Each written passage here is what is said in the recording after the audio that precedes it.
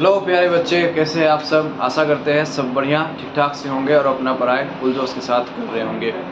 तो पिछले लेक्चर्स में जो है हम लोग कहाँ तक पढ़े थे। हम लोग जो है फीमेल रिप्रोडक्टिव सिस्टम का जो है इंटरनल जो स्ट्रक्चर होता है, इंटरनल जो पार्ट्स है फीमेल रिप्रोडक्टिव सिस्टम का, यानी कि cross sectional view of the female reproductive system जो है ये हम लोग पढ़ चुके थे, है ना। फीमेल रिप्रोडक्टिव सिस्टम का इनसाइड वाला पार्ट, जिसमें हम लोग पढ़े थे ओवरीज के बारे में, फेलोपियन ट्यूब के बारे में, यूटिरस के बारे में, सर्विक्स और फिर विजाइना के बारे में। ये सब सारे पार्ट्स के बारे में जो है हम लोग पढ़े थे। आज हम लोग जो है ना थोड़ा सा एक्सटर्नल फीमेल रिप्रोडक्टिव ऑर्गेन्स के बारे में पढ़ते हैं, ठीक है। तो एक्सटर्नल फीमेल रिप्रोडक्टिव ऑर्गेन ये तो नहीं है, ये क्या है, ये मेमोरी ग्लैंड है। यहाँ पर एक्सटर्नल फीमेल रिप्रोडक्टिव ऑर्गेन जो है वो भी हम लोग पढ़ेंगे, इसके बाद पढ़ेंगे, ठीक है। मेमोरी ग्लैंड से, मेमोरी ग्लैंड जो है बच्चों क्या कहते हैं इसको, हम लोग देखो, they are more particularly called as, इसको हम लोग जो है ना ब्रेस्ट कहते हैं। They are more particularly called as the breast, है ना। And this breast are responsible for, क्या काम करेगा, this are responsible for milk production. Milk produce करने का काम करता है, यानी कि लैक्टेशन का काम करता है। लैक्टेशन, लैक्टेशन का मतलब क्या होता है, lactation means milk production. The process of production of milk को हम लोग कहते हैं लैक्टेशन। मेमोरी ग्लैंड जो है ना ये लैक्टेशन कराएगा, यानी कि मिल्क प्रोड्यूस करने का काम करेगा। और ये मिल्क प्रोड्यूस करना जरूरी है, क्यों जरूरी है, to feed the developing child. Developing child को फीड करने के लिए जरूरी है ना मिल्क प्रोडक्शन। तो बच्चों यहाँ पर जो है अभी हम लोग देख लेते हैं, स्ट्रक्चर देखते हैं इसका, मेमोरी ग्लैंड जो है इसका स्ट्रक्चर। सो यहाँ पर ये है थोरैसिक कैविटी। थोरैसिक कैविटी से ऐसे करके ये बाहर ऐसे करके ये जो है ना ये बल्ज आउट ऐसे करके करता है।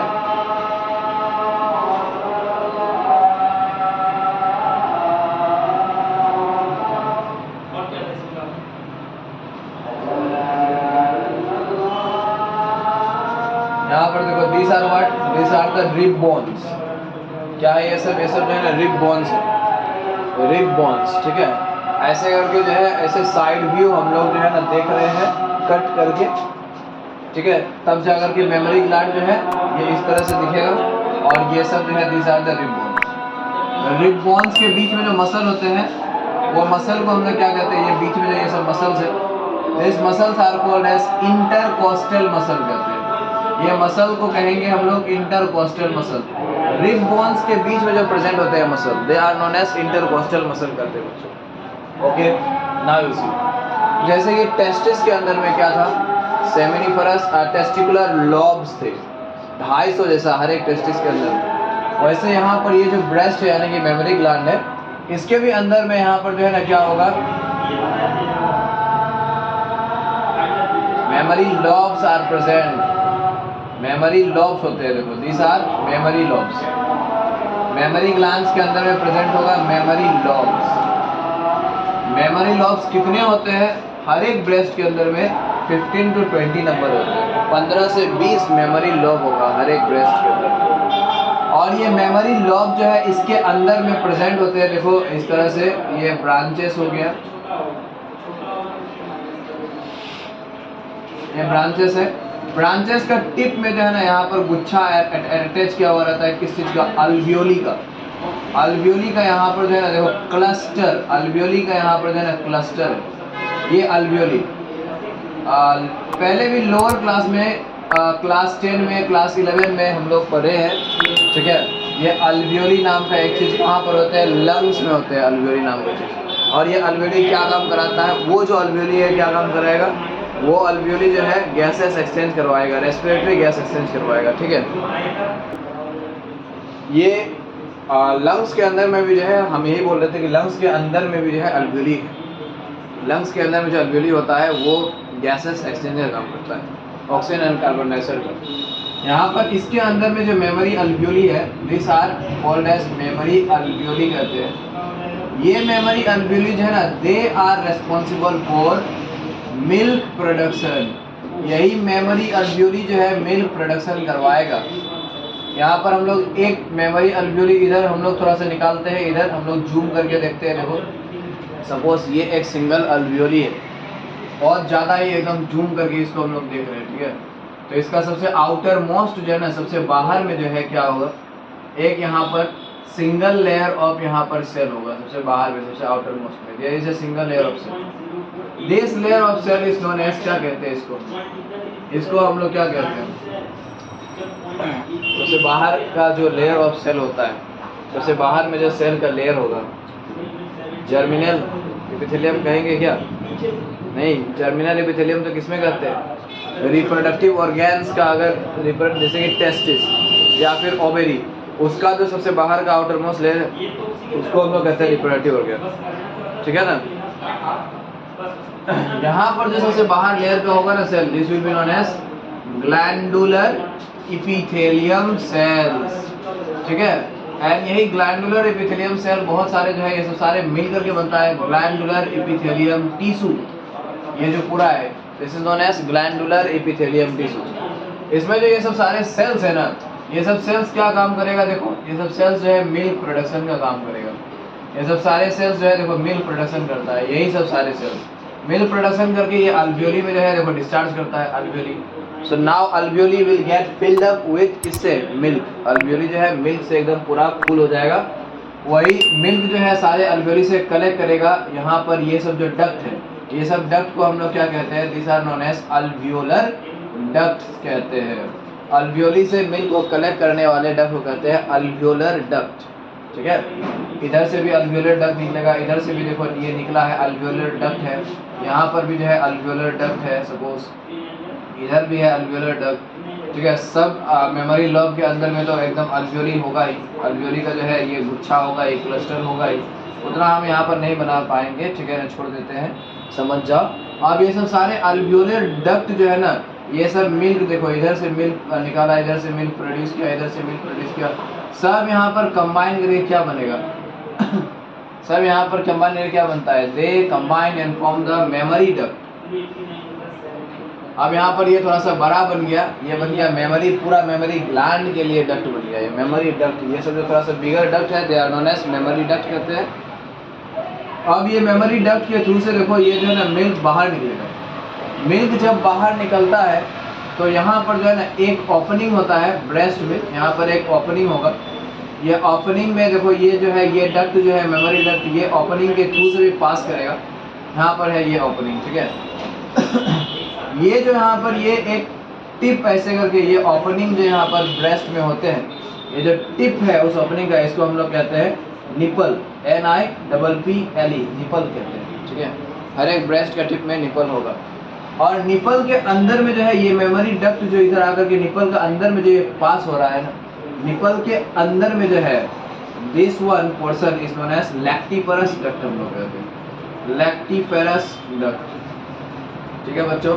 मतलब कि लैक्टेशन, क्योंकि यही लैक्टिफरस डक्ट जो है ना ये लास्ट डक्ट है, इसी के थ्रू से लैक्टेशन होगा, यानी कि मिल्क बाहर निकलेगा।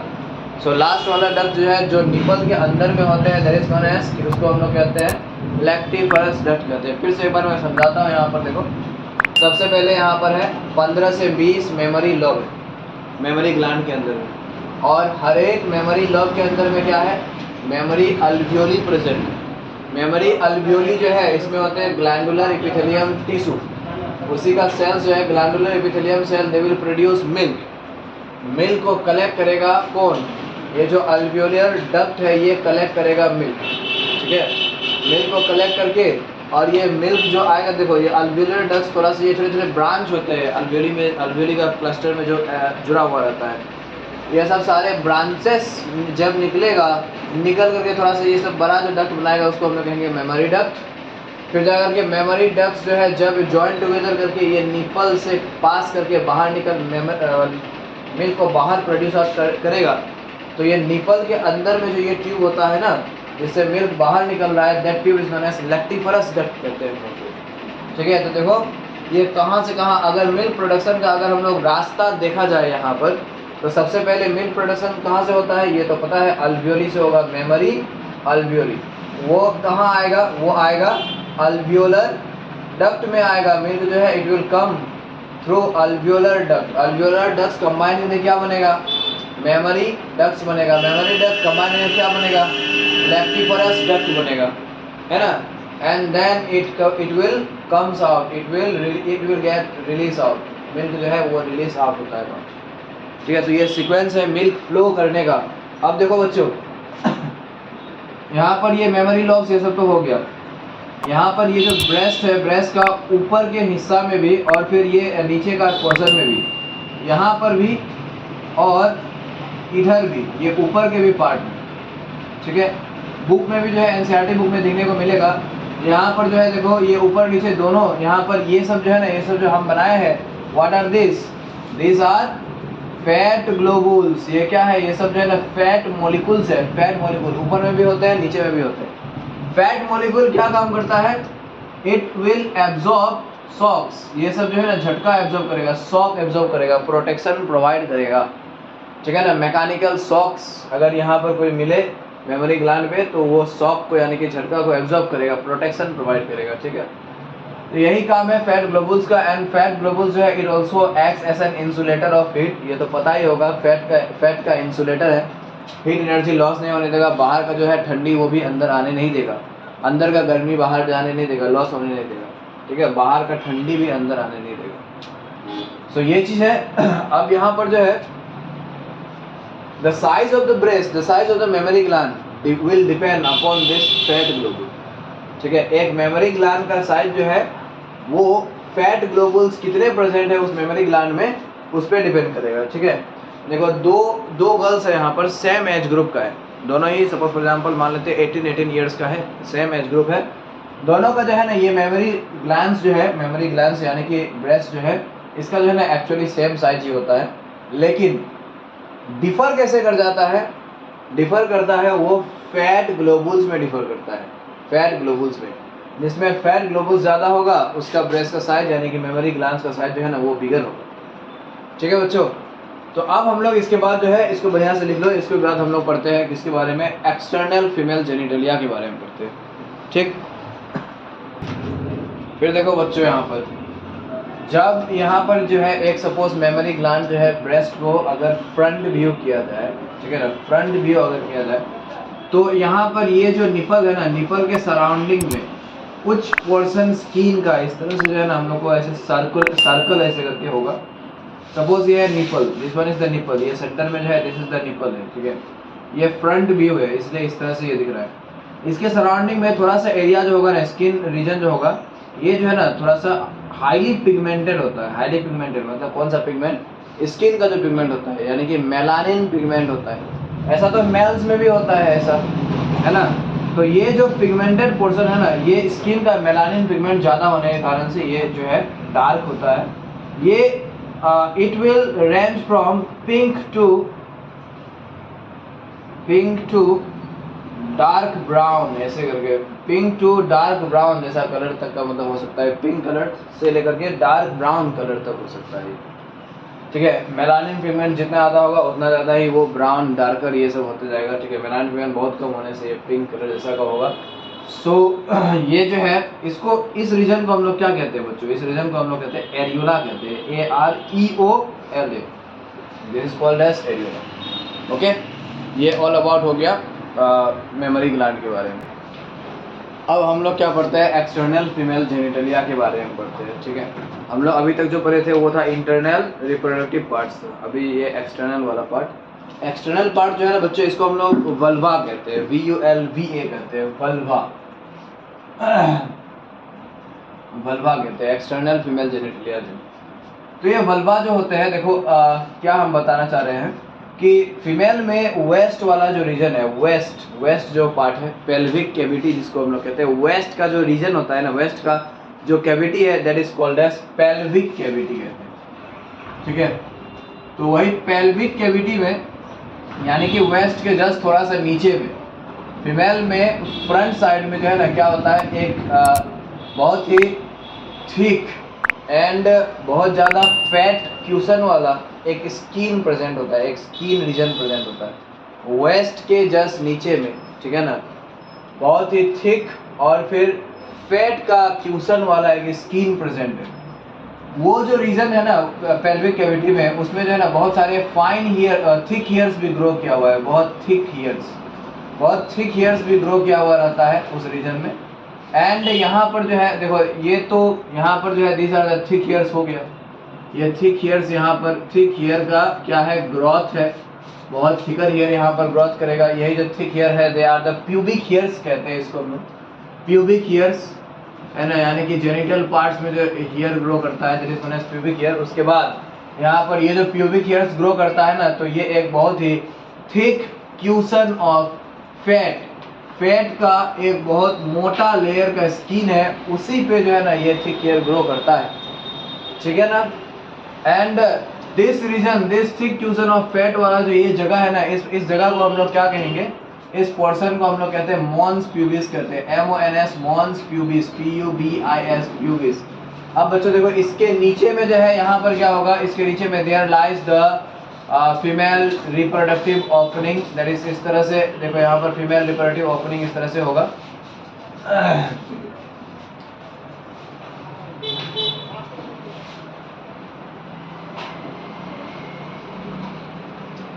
Okay, you can see here, यहाँ पर जो है फीमेल रिप्रोडक्टिव और ओपनिंग जो होते हैं, और चलो इसको कंप्लीट एकदम कर देते हैं पूरा।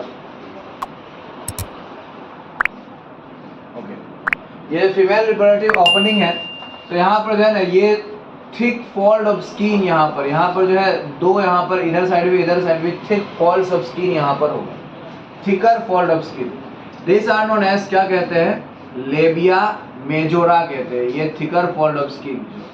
लेबिया मेजोरा इसको हम लोग थिकर आउटर वेजाइनल लिप्स भी कहते हैं इसको हम लोग, ये आउटर है, ठीक है, बाहर वाला ये आउटर वेजाइनल लिप्स इसको हम लोग कहते हैं, ठीक है।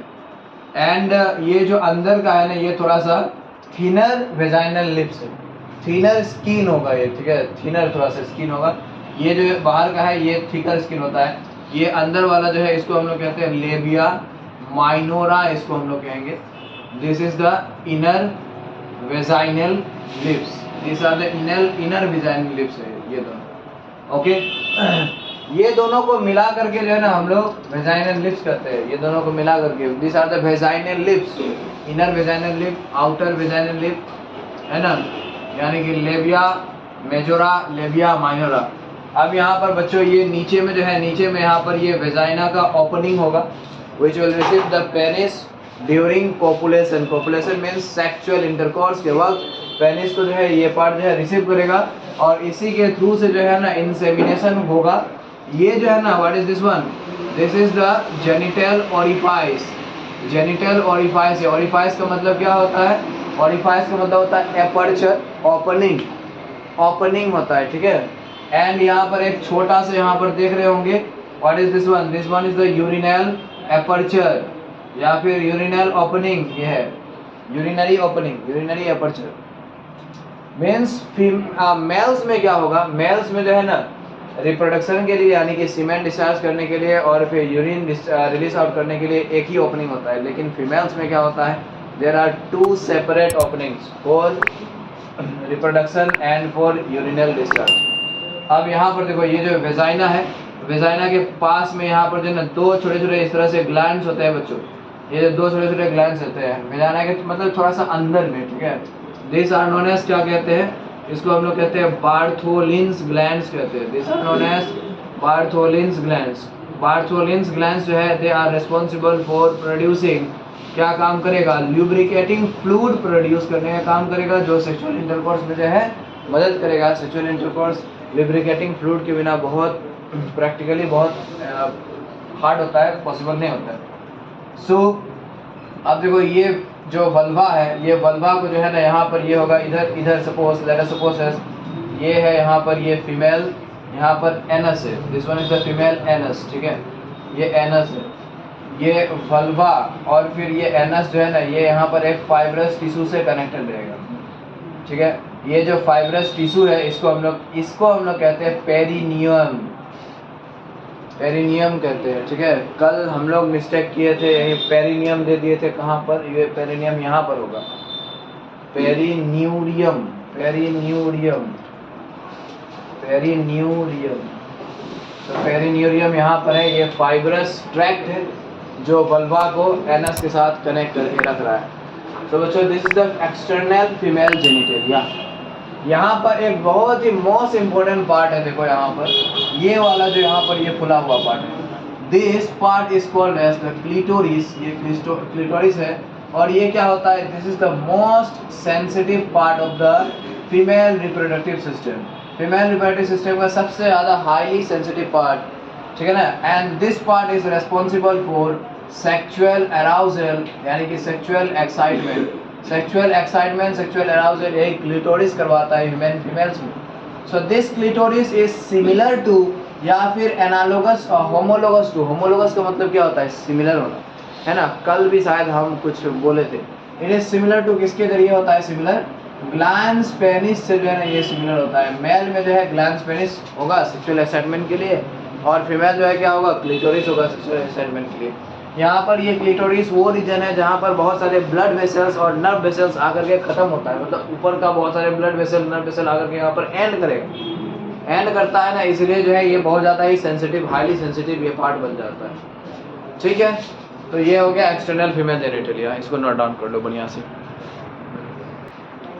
तो बच्चों आज के लिए हम लोग यहाँ तक ही करते हैं, ठीक है ना। मेमरी ग्लैंड्स के बारे में हम लोग पढ़े, एक्सटर्नल फीमेल जेनिटलिया के बारे में हम लोग पढ़े, ठीक है ना। और ये सब जो चीज़ था बहुत इंटरेस्टिंग और बहुत कंसेप्चुअल वाला भी पार्ट है, ठीक है ना। कल जो है हम लोग फिर मिलते हैं एक नया लेक्चर के साथ, एक नया टॉपिक के साथ। तब तक जो है फुल जोश के साथ पढ़ते रहना है, फुल जोश के साथ जो है like share and subscribe the channel भी करते रहना है। Take care everyone.